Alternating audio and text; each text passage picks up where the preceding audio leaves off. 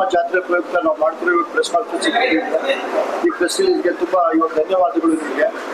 ಇದು ನಮ್ಮ ಇವಾಗ ಮಲ್ಲೇಶ್ವರಂ ಭಾಗದಲ್ಲಿ ಈಗ 96 ವರ್ಷಗಳಿಂದ ಈ ಕಾರ್ಯಕ್ರಮ ನಡೀತಿದೆ. ಒಂದು ಚಿಕ್ಕ ಹಂತದಲ್ಲಿ ಶುರುವಾಗಿ ಇವತ್ತು ಈಗ 3 ದಿನದ ಈಗ ವಿಜೃಂಭಣೆ ಕಾರ್ಯಕ್ರಮ ಆಗಿದೆ. ಇದು 1 ಲಕ್ಷಕ್ಕೂ ಹೆಚ್ಚು ಜನ ಇಲ್ಲಿ ಸೇರ್ತಾರೆ ಈ 3 ದಿನದಲ್ಲಿ. ಆಮೇಲೆ ಸಾವಿರಾರು ಜನಕ್ಕೆ ಅನ್ನದಾನ ಆಗುತ್ತೆ. ಇದು ಸಾವಿರಾರು ಜನ ಸುಮಂಗಲಿ ಪೂಜೆಗಳು ಮಾಡ್ತಾರೆ. ಆಮೇಲೆ ಬಂದು ಕರಗ ಮಹೋತ್ಸವ ಆಗುತ್ತೆ. ನಿಮಗೆ ಇದು ಬೆಂಗಳೂರು ಕರಗ ಬಿಟ್ರೆ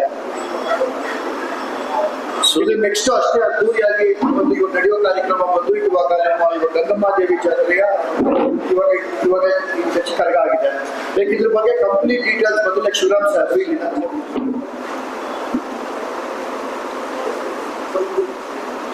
ಕೋದಂಡರಾಮಪುರದ ಗಂಗಮ್ಮ ದೇವಿ ಜಾತ್ರೆ ಈ ತಿಂಗಳ 10, 11 ಮತ್ತು 12ನೇ ತಾರೀಕು ನಡೀತದೆ.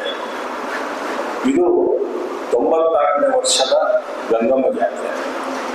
ಬೆಂಗಳೂರು ಬೆಳೆದೇ ಇರುವಾಗ ಬೆಂಗಳೂರು ಹೊರವಲಯದಲ್ಲಿದ್ದಂಥ ಕೋದಂಡರಾಮಪುರ ಮತ್ತು ಮಲ್ಲೇಶ್ವರನು ಹೆಚ್ಚು ಕಡಿಮೆ ಬೆಂಗಳೂರಿನ ಹೊರವಲಯ ಆಗಿತ್ತು. ಸುಮಾರು 96 ವರ್ಷ ಅಂದರೆ 1920ನೇ ಆ ಲೆಕ್ಕದಲ್ಲಿ ಇಲ್ಲಿ ಮಧ್ಯಮ ವರ್ಗದವರು ಮತ್ತೆ ಶ್ರಮಿಕ ವರ್ಗದವರು ಅತಿ ಹೆಚ್ಚು ಇದ್ದಂಥ ಪ್ರದೇಶ ಇದೆ.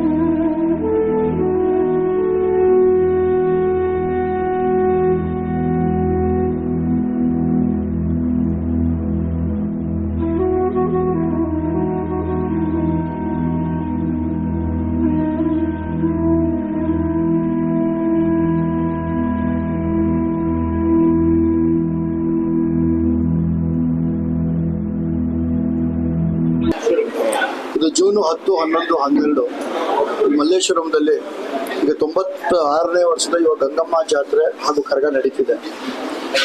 ಈ ಭಾಗದ ಇವಾಗ ಬೆಂಗಳೂರಲ್ಲಿ ಇದು ಈಗ ಭಾರಿ ವಿಜೃಂಭಣೆಯಿಂದ ಆಗೋ ಕಾರ್ಯಕ್ರಮ. ಇವಾಗ ಧರ್ಮರಾಯ ದೇವಸ್ಥಾನ ಬಿಟ್ರೆ ಇದು ಬೆಂಗಳೂರಲ್ಲಿ ಇವಾಗ ಬಹುಶಃ ಇಷ್ಟು ಗ್ರ್ಯಾಂಡ್ ಆಗಿ ಆಗೋ ಇವಾಗ ಕರಗ ಇದು ಒಂದೇ.